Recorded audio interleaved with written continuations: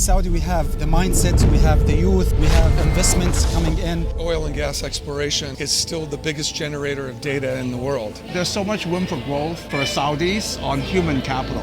You need to find great ideas. You have to have the great product. Are you ready to expand or not? Silicon Valley is one of the main strategic markets where startups can expand. We have startups coming here from Riyadh. We have got startups from Silicon Valley, VCs from both Silicon Valley and Saudi. Bridging the gap between what's happening in Saudi specifically and what's been happening in Silicon Valley. In the Silicon Valley, they are ahead of time in terms of projects and ideas. What really does it take for these startups to have the global play? First, think global. Then you have to be in touch with your final clients, not only in Saudi Arabia, but globally, so you know what you need to build. We're thrilled to have some of the greatest and brightest minds in AI investment and technology joining us today, including reps from both Silicon Valley and also the Saudi Arabian tech ecosystem, one of the most vibrant ecosystems in terms of technology and innovation.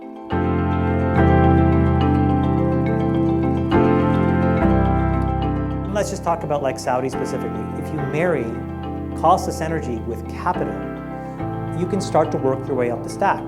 The people that will win will have a differentiator. One is money and two is power.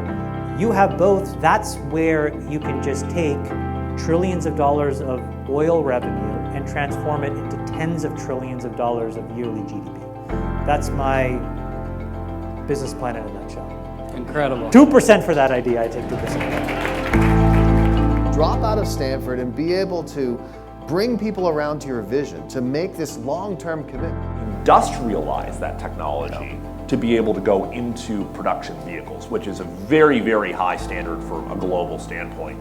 One of the things that we announced is we're going to be deploying about 19,000 of our chips in the kingdom. Would you say there's an opportunity here for Saudi being the leader in the Arab world? KSA has this incredible advantage where if you can provide developers and entrepreneurs with regulatory clarity early on to attract the world's best teams, to have their compute there, their inference workloads there, their model weights there, and ultimately the business is hosted there. That's where I think KSA seems to be really thinking 2 steps ahead. I think pretty much everybody in this room here, including myself, I feel very, very fortunate, but also accountable for a brighter future.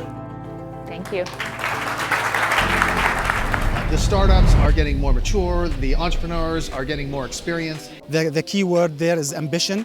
We're so ambitious to create the next Google, the next Amazon coming out of Saudi Arabia to the world. And a lot of the networking that I done today was look at all the opportunities of how we can integrate with different startups and be able to collaborate and build a bigger product together. Tell me, do you think there's anything unique about employment, recruitment in Saudi Arabia versus other countries, culturally or otherwise? In the Silicon Valley especially, they're ahead of time in terms of projects and ideas. So bringing talents from the US market back to Saudi is going to add great benefits to the startup ecosystem back in Saudi. And at the same time, doing the opposite. Saudi's current initiatives for 2030 is complete digital transformation. You guys are replacing that and amplifying that with AI. Yes, exactly. Here in the Silicon Valley, in particular in the US, they take bigger leap, and that's something definitely I'll be taking from here to Saudi Arabia. The sky's the limit. Soon as the world has discovered Saudi and Middle East. But get the connection, get the advice, get the network by coming to an event like this, Multiverse.